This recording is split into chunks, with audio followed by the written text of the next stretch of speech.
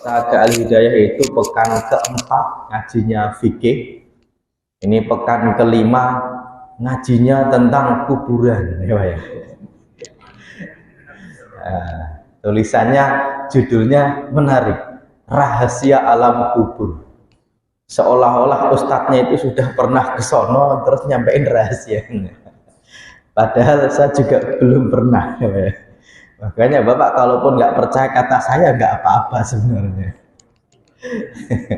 Orang ustadznya juga belum, ya Pak ya. Kecuali kalau orang sudah dikubur terus balik lagi, itu jadi film Susana Pak, beranak di alam kubur, ya Pak.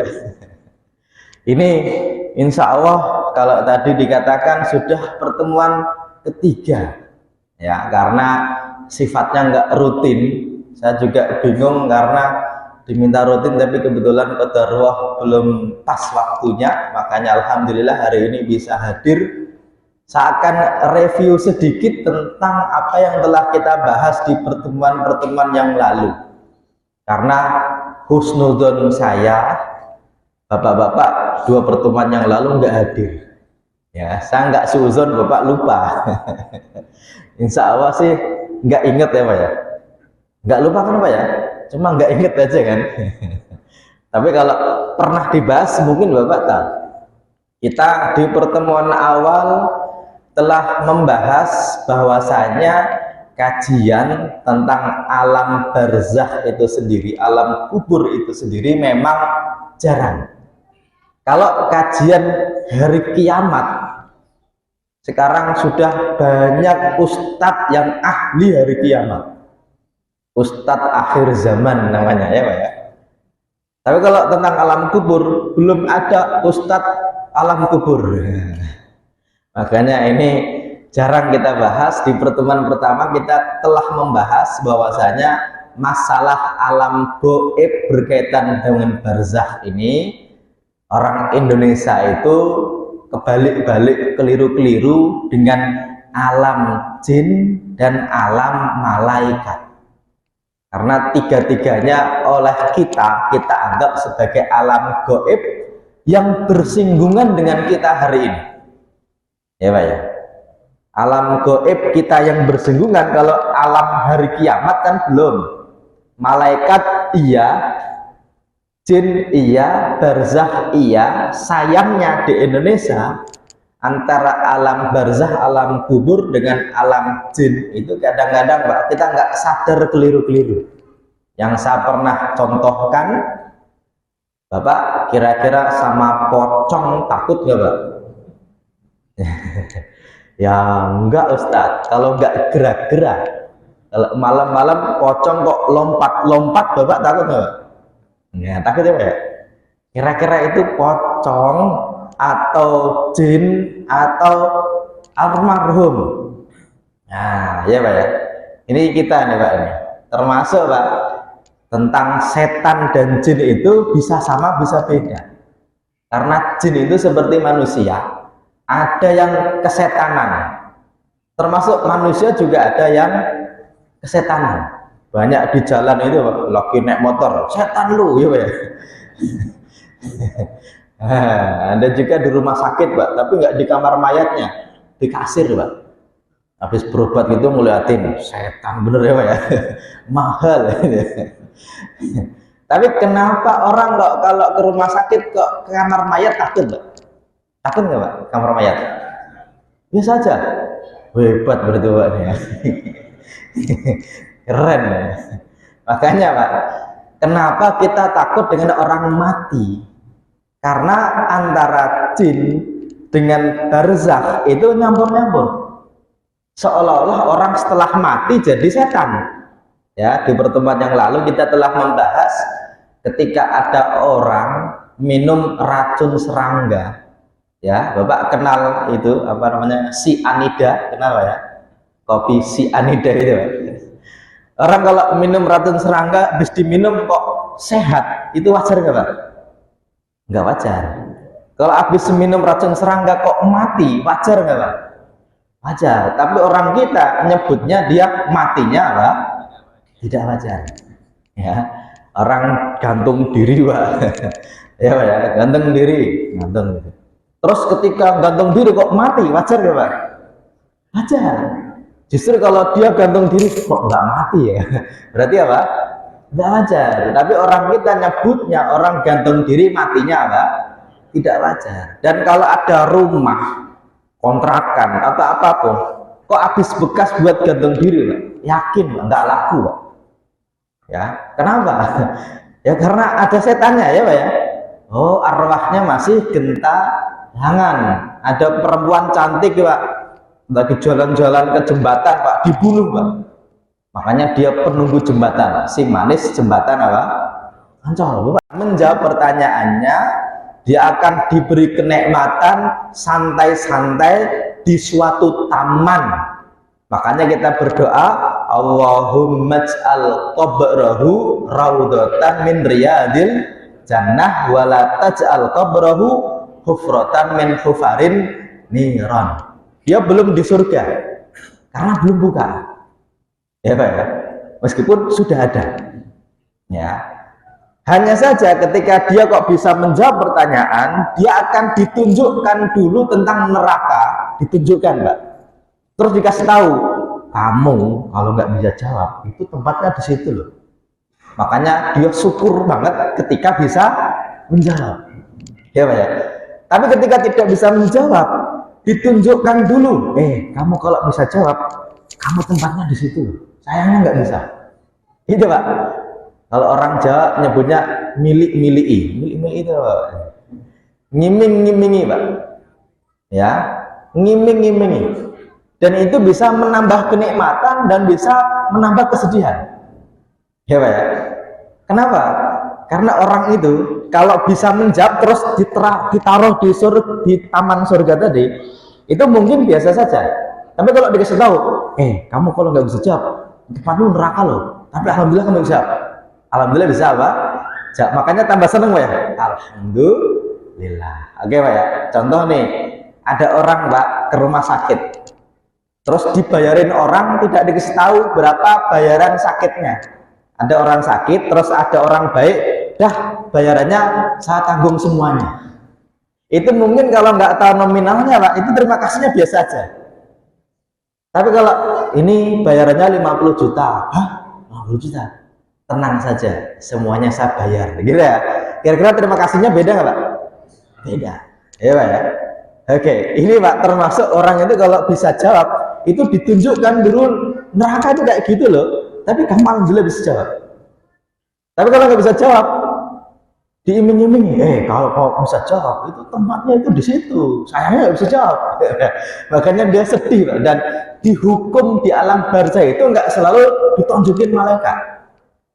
Makanya ada orang kan bertanya, dan ini sudah kita pernah bahas di pertemuan yang lalu.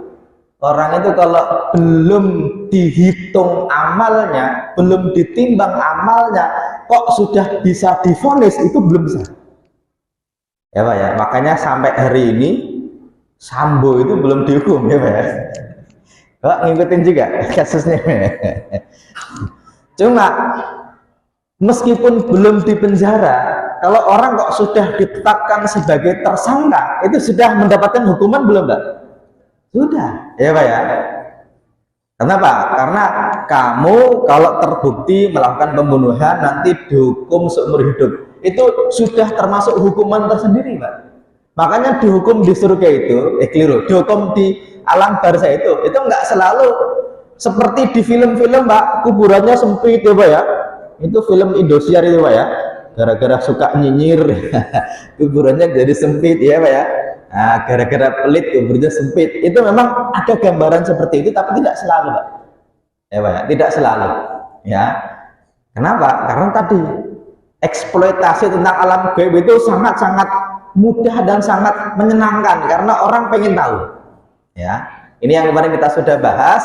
Setelah orang ini bisa menjawab, maka dia akan mendapatkan kenikmatan, yaitu dia dibukakan jendela menuju surga. Dia cuma melihat surga bagaimana. Ini yang kemarin sudah kita bahas. Oke Pak ya, semoga masih ingat. Oke. Dan insya Allah Pak, hari ini ya kita akan lanjutkan bahwasanya ketika orang itu sudah bisa menjawab pertanyaan oleh dua malaikat, dia mendapatkan kenikmatan di surga, keliru, di taman-taman surga. Berarti orang ini tidak sedang dihukum malaikat. Ternyata Pak, orang yang sama-sama sudah meninggal itu bisa saling menemui, menziarahi. Makanya ibu-ibu yang suaminya sudah meninggal, salah satu kesempatan untuk bisa bertemu dengan suaminya, dengan orang tuanya itu bisa di alam barzakh. Ya Pak ya. Dan ini yang kita akan baca. Ya. Ini al-babus salis fi ijtima'il mauta ilal mayyit wa su'alihim iyyahu. Meskipun ini kemarin sudah saya singgung sedikit, ya, mohon maaf, ini yang belakang kurang gede atau sudah cukup tulisannya Pak? Kelihatan nggak Pak? Kelihatan ya? Bisa bacanya?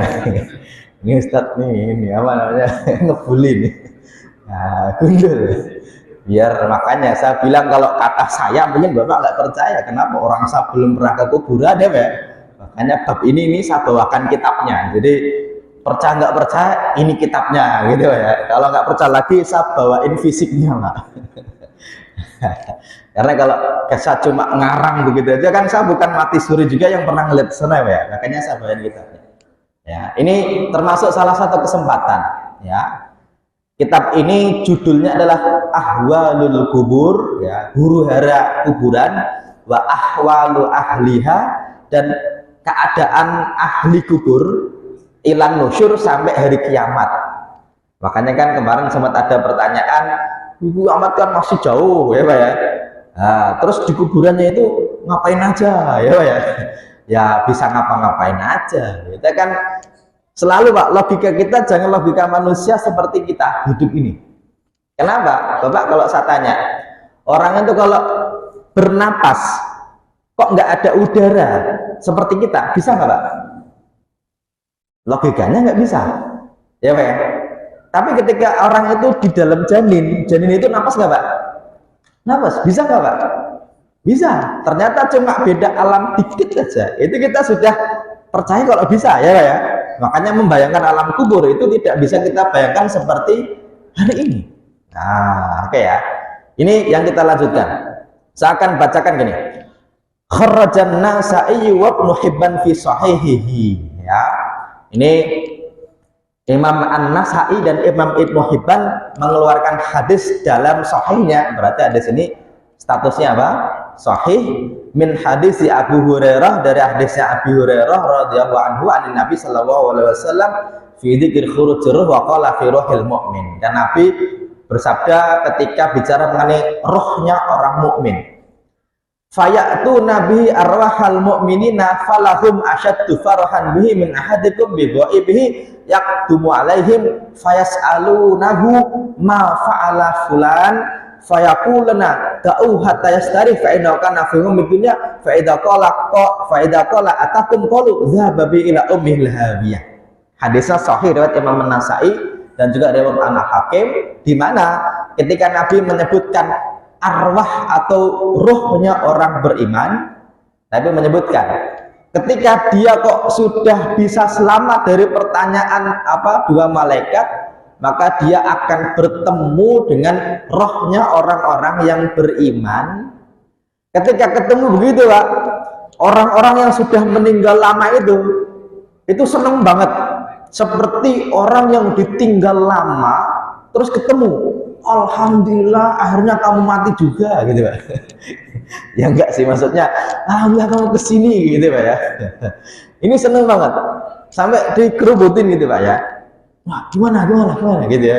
Sampai yang lain bilang, nanti dulu, kan dia tadi habis mengalami masa yang sulit. Kenapa?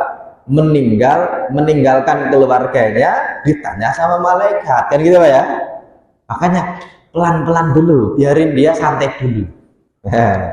Makanya Pak, rohnya di alam barzah itu insya Allah Pak, itu di sono seneng.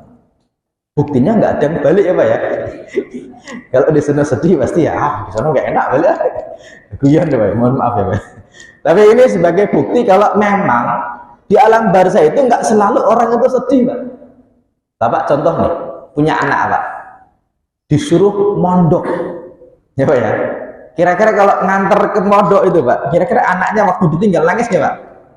Nangis Pak. Yang nangis gak cuma anaknya, oh bapaknya juga. Ibunya tiap malam Pak, ketika makan ayam gitu ya, ya Allah aku makan ayam, anakku di pondok makan apa gitu Pak ya. Oke, itu Pak 1 bulan pertama, 2 bulan 3 bulan Pak, itu anaknya bilang, Pak nggak usah nengok ke pondok, yang penting uangnya kirim aja ya Pak ya. Iya, orang itu kayak gitu. Jangan dikira ketika orang meninggal itu di sana sedih, nggak selalu Pak ya Pak ya. Kenapa? Ya karena akan ada kehidupan lain. Makanya saya masih bertanya-tanya dan saya belum menemukan jawabannya, mohon maaf ya. Orang itu ketika ada orang meninggal itu kan selalu didoakan, Allahumma abdilhu daron khairon min dari wa ahlan khairon min ahli dan lain sebagainya. Itu satu mikir Pak, ya Allah semoga engkau ganti kepadanya itu rumah yang lebih baik daripada rumahnya di dunia ya Pak ya, dan keluarga yang lebih baik daripada keluarganya di dunia, dan istri yang lebih baik daripada istrinya di dunia. Pertanyaannya, terus di sana nikah lagi atau enggak? Makanya saya belum menemukan jawabannya, mohon maaf Bapak ya. Saya cuma menggoda doang, tapi saya akan coba gali lagi kira-kira maksud itu tadi, maksud dari doa itu apa? Ya, karena loh kok anak yang lebih baik daripada anaknya, kok istri yang lebih baik dari istrinya, rumah yang lebih baik dari rumahnya, itu maksudnya apa? Ya, saya belum ketemu. Insya Allah nanti ada next seksi ya Pak ya. Jadi Pak ini kalau pas acara-acara kayak ini mohon hadir ya Pak ya. Karena jarang-jarang nih ada nih.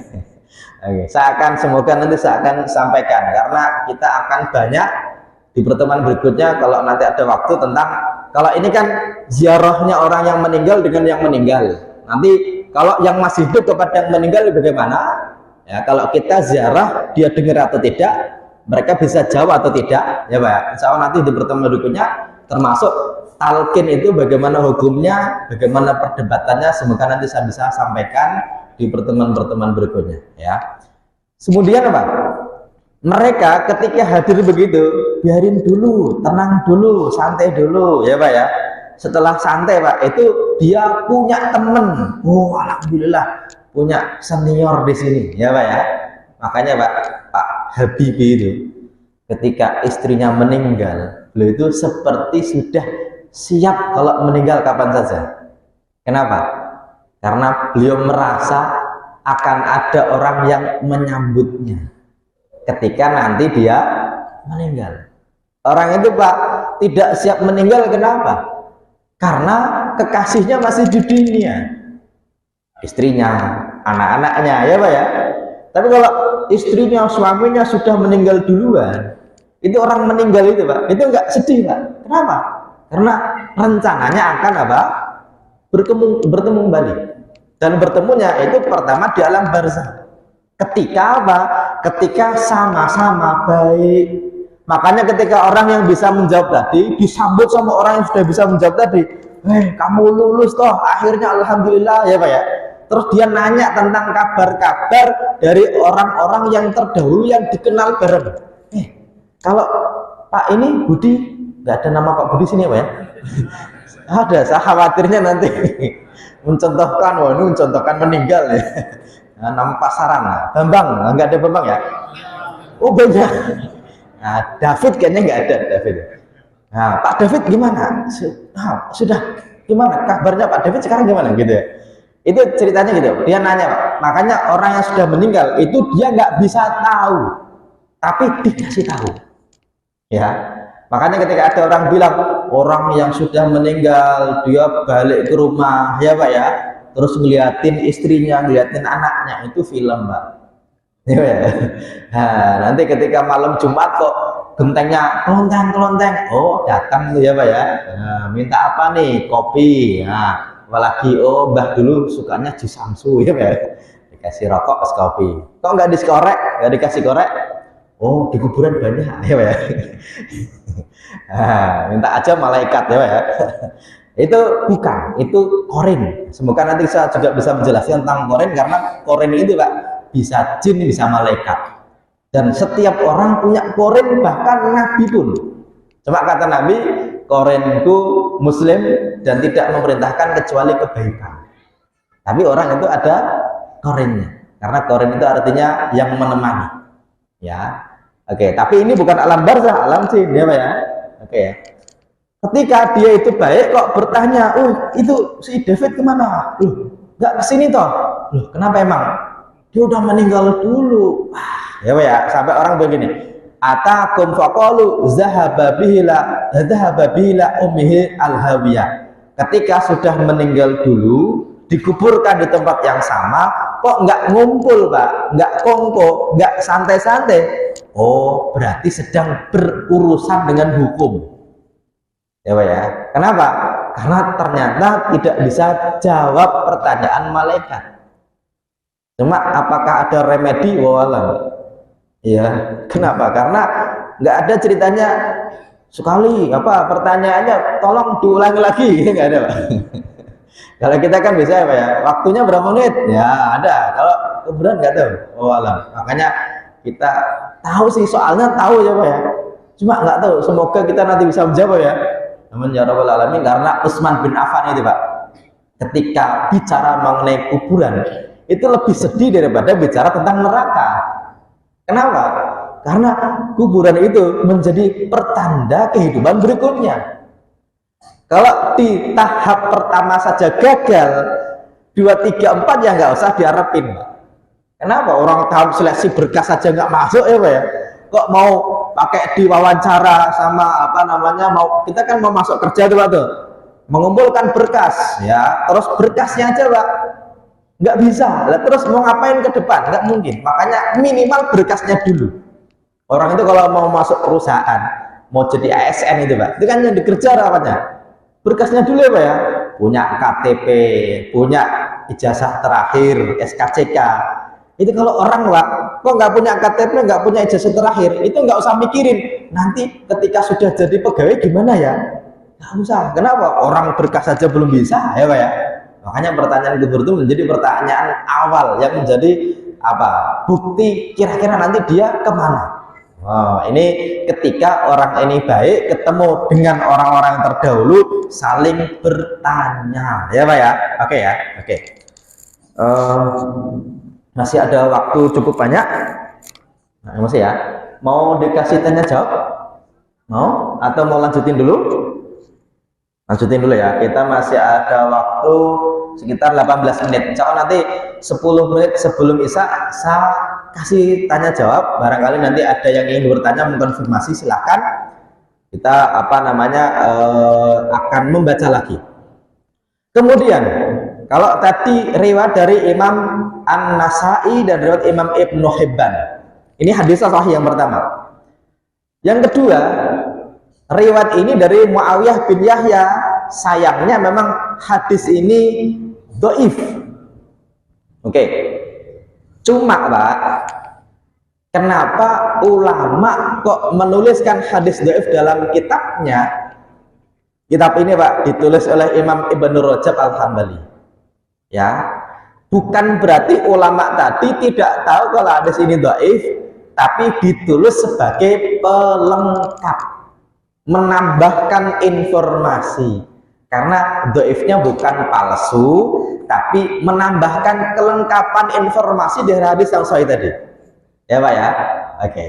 Selanjutnya gini. Inna Aba Ayyub Al-Ansari haddatsahu anna Rasulullah sallallahu alaihi wasallam qala. Ini dari sahabat Nabi yang lain, Abu Ayyub Al-Ansari. Kalau tadi dari Abu Hurairah. Kalau dari Abu Hurairah sanadnya sahih, Imam Ibnu Hibban An-Nasai, tapi ini hadis dhaif tapi pelengkap informasi. Ya Pak ya. Kenapa? Karena ini lebih lengkap. Saya akan bacakan gini. Inna nafsal mu'mini, jiwa seorang mukmin, idza kubidat, ketika meninggal, talaqqaha ahlur rahmah min indillah kama yatalaqqal bashir fid dunya fayaqulun ungduru akhakum hatta yastarih fa innahu kana fi karbin syadidin. Nah ini lebih lengkapnya. Ketika orang itu baru saja pindah alam, itu jet lag Pak ceritanya kita. Ya Pak ya. Orang itu pergi haji. baru turun dari pesawat itu ya badannya pegel-pegel ya Pak ya.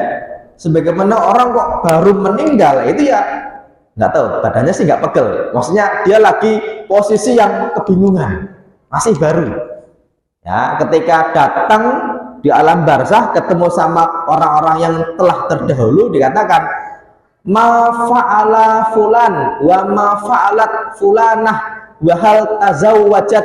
Ini Pak, pertanyaan orang di kubur juga unik Pak ya. Fulan itu ngapain ya, maksudnya dulu dia kenal, terus kalau bapak itu kemana, kalau ibu itu kemana, sudah nikah atau belum ya. Makanya Pak, ini juga jadi pertanyaan, istriku sudah nikah lagi belum ya Pak ya. Ini ternyata juga jadi pertanyaan orang yang sudah di kuburan kepada orang yang baru datang ya Pak ya. Makanya nanti Pak, orang yang di alam kubur itu kok bisa tahu sih keadaan di dunia. Bisa ketika ada orang sudah meninggal dia bertanya, bisa diberitahu oleh malaikat tentang keadaan keluarganya. Nanti juga ada hadisnya ya. Makanya ketika keluarganya kok berantem gara-gara warisan bapaknya, itu bapaknya Pak meskipun bisa menjawab pertanyaan malaikat tapi sedih Pak. Kenapa? Karena dulu waktu masih hidup nyari kerja, nyari duitnya saja Pak, itu siang jadi malam, malam jadi siang ya Pak ya. Peras keringat banting tulang, sayangnya anaknya rebutan waris. Itu dikasih tahu sama malaikat. Nah, nanti ada hadisnya. Kemudian apa? Faida sa'aluhu. Nah, ini yang saya ceritakan tadi. Ketika mereka bertanya an rajulin mata qablahu qala mata qabli qalu inna lillahi wa inna ilaihi rajiun. Ketika ada orang kok sudah meninggal dulu, kok ternyata nggak ngumpul dengan orang-orang yang baik, orang yang dikubur bilangnya apa?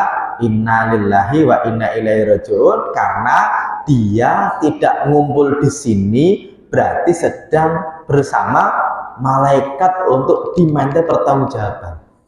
Ya Pak ya. Ini tentang apa?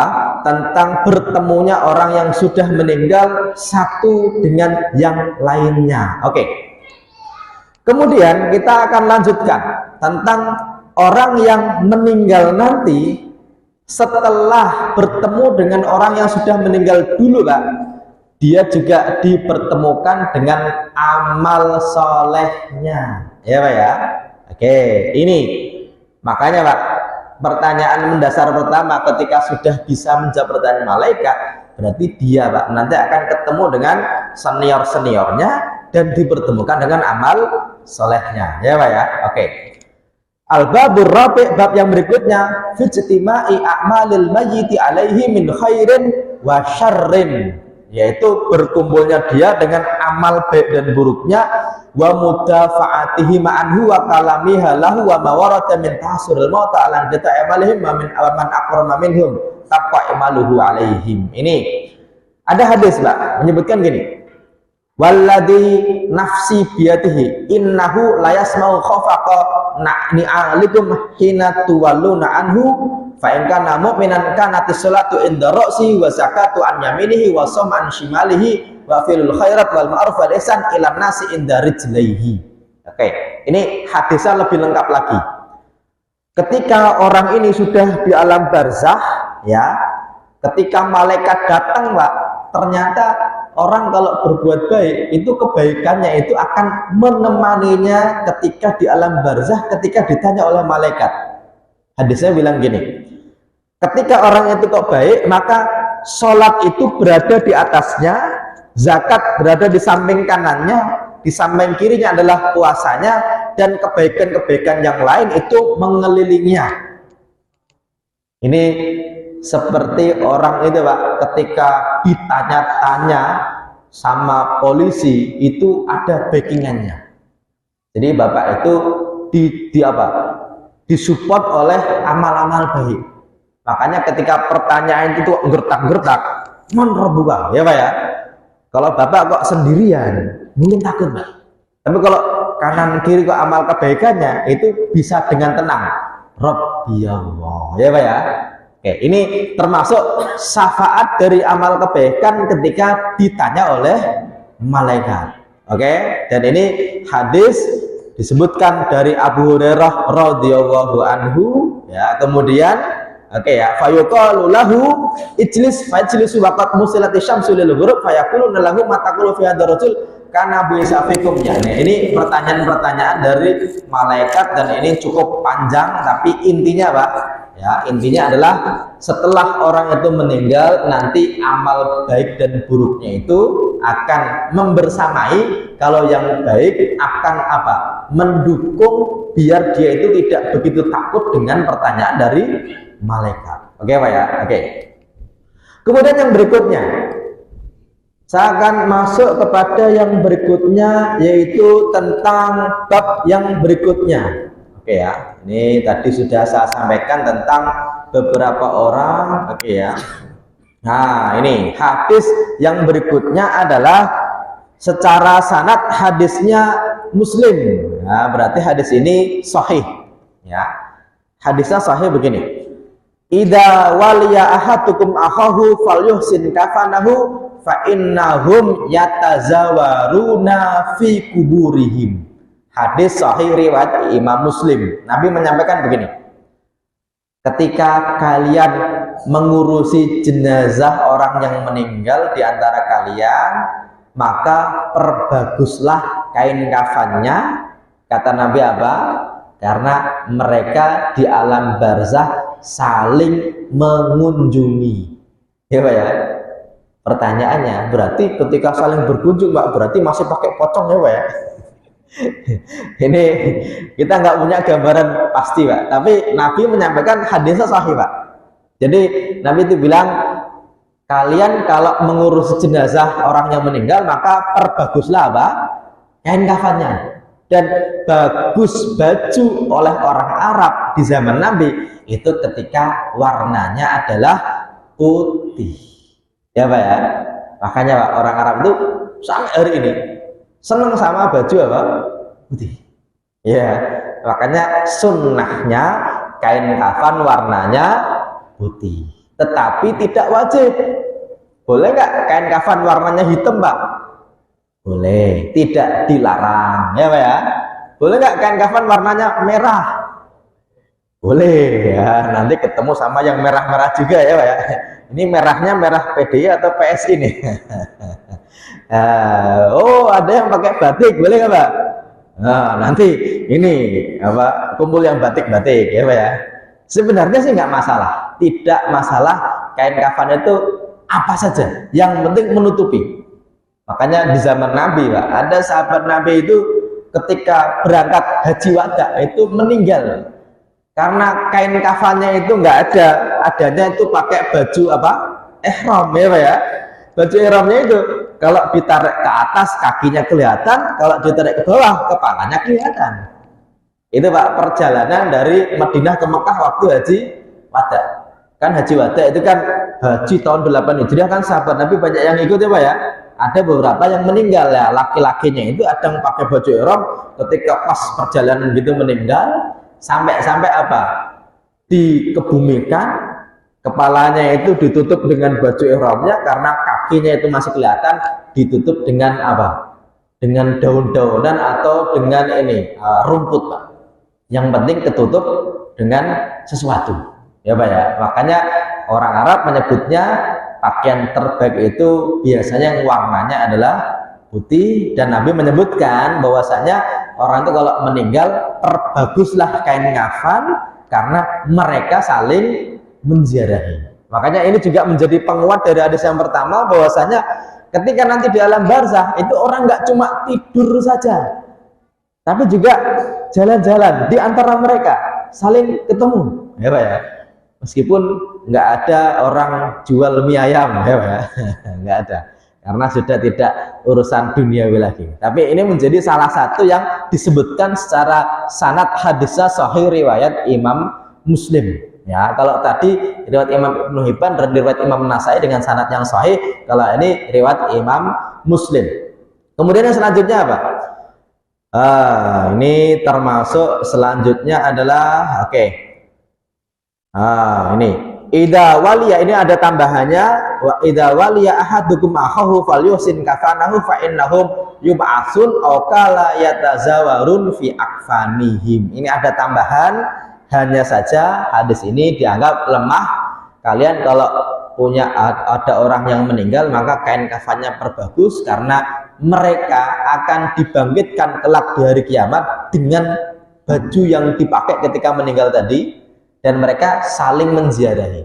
Ini Pak, kalau kita pahami dengan logika kita, ya kan pastinya kan udah rusak kain kafannya kan gitu Pak ya. Ini logika kita. Tapi bisa jadi ya ketika dikubur itu yang akan menjadi balik lagi ya wawalam, tapi itu menjadi apa?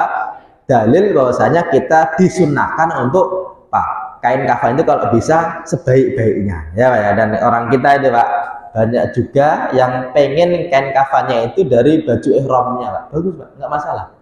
Ada orang pergi haji kan pakai punya apa namanya kain kafannya Pak ya.